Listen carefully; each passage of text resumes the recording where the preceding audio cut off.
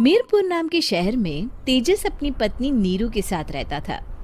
पति पत्नी दोनों ही नौकरी करते थे। एक दिन तेजस गांव अपनी माँ के पास फोन करता है। हेलो, प्रणाम माँ। जीते रहो माँ, तुम दादी बनने वाली हो हैं? अरे वाह, ठीक है बेटा, मैं कल ही आती हूँ। जब माँ जी शहर पहुंची तो बेटे बहू ने बहुत अच्छे से स्वागत किया। लीजिए माँ जी, चाय। अरे गर्मा गर्म पकोड़े ले आओ माँ के लिए। नीरू रसोई में गई और 2 मिनट में ही पकोड़े ले आई। जी ये लीजिए। बहू, जादू से बनाए हैं क्या? अभी तो रसोई में गई थी। यम्मी। माँ जी, शीला रसोई में पकोड़े तल रही है, मैं बस लेकर आई। हे भगवान, मेरा धर्म भ्रष्ट कर दिया तूने। अब तो गंगा जल से शुद्धिकरण करना होगा।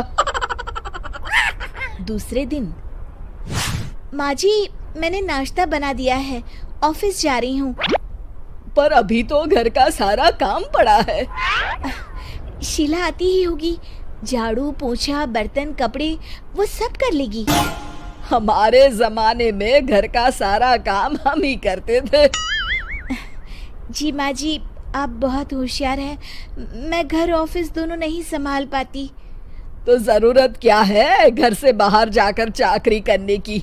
वैसे भी घर का काम खुद करने से घर में बरकत आती है, समझी? पर माँ जी। पर वर कुछ नहीं, इस महीने की पगार मिले फिर ऑफिस बंद। हाँ।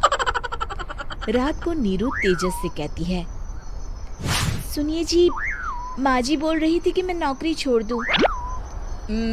वैसे ठीक ही तो है, अभी तुम्हें आराम की जरूरत है। फिर भी आराम कहाँ, शीला को छुड़ाने के लिए बोल रही थी। तो अब 24 घंटे में इतना काम तो कर ही सकती हो। पर जॉब पसंद है मुझे, घर पर मन नहीं लगेगा। अगले दिन जब दोनों ऑफिस के लिए निकल रहे थे, मेरी तो कोई कीमत ही नहीं है इस घर में। माँ जी, आजकल महंगाई बहुत है, रहन सहन भी बदल गया है, दोनों नौकरी करते हैं तभी ठीक रहता है। अच्छा, तू कहना क्या चाहती है? मेरा बेटा तुझे बिठा के खिला नहीं सकता? तू ही इस घर का खर्च चला रही है, हैं? नहीं माँ जी, मेरा वो मतलब नहीं था। मतलब खूब समझती हूँ, ये बाल धूप में सफेद नहीं किए मैंने। हाँ। अब तो ये रोज का काम हो गया था। तेजस भी रोज की झिकझिक से परेशान हो गया था। एक दिन उसने कहा, नीरू, वैसे भी तुम्हें मैटरनिटी लीव मिलने वाली है, तो अभी से ही छुट्टी ले लो। पर क्या, मेरी सैलरी अच्छी खासी है। आखिर नीरू ने रिजाइन कर दिया। जब बच्चा हुआ तो घर में सब बहुत खुश हुए। कुछ दिनों बाद तेजस फाइल देख रहा था। क्या हुआ तेजस, कुछ परेशान लग रहे हो? हाँ, वो हमारी जितनी सेविंग्स थी वो तो हॉस्पिटल में और छठी के फंक्शन में खत्म हो गई है नीरू। और अभी वैसे मंदी चल रही है तो मैं बोल रही थी कल मुन्ना को हेपेटाइटिस का टीका लगवाना है। नीरू, क्या पोस्टपोन नहीं कर सकते? नहीं जी, बिल्कुल नहीं। अब तेजस को समझ में आ रहा था कि उससे गलती हुई है। पैसों की कमी का असर घर के माहौल पर भी पड़ रहा था। अगले दिन, बेटा मेरा चश्मा और ये दवाइयाँ ले आना, पर्चा देते हुए माँ जी ने कहा। जी।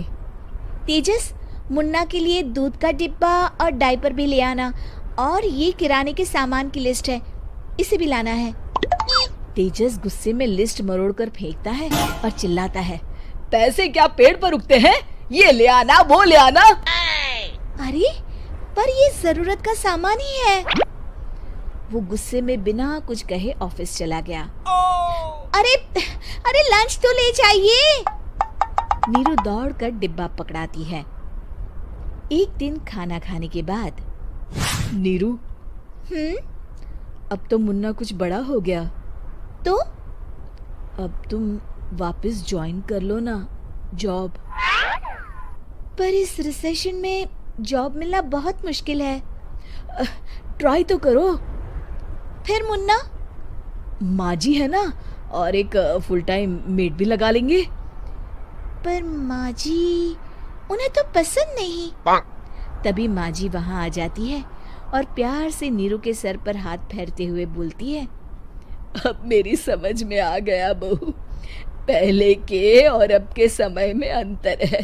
तुम काम शुरू करो, मुन्ना की जिम्मेदारी मेरी। मेरी प्यारी माँ जी। ये कहकर नीरू उनके गले लग गई। शिक्षा, परिवर्तन संसार का नियम है, हमें भी समय के साथ चलना चाहिए।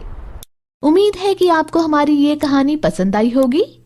कृपया हमारे चैनल को सब्सक्राइब करें और सभी अपडेट्स के लिए बेल आइकन जरूर क्लिक करें। और हाँ, वीडियो लाइक और शेयर करना मत भूलिएगा। Bye bye.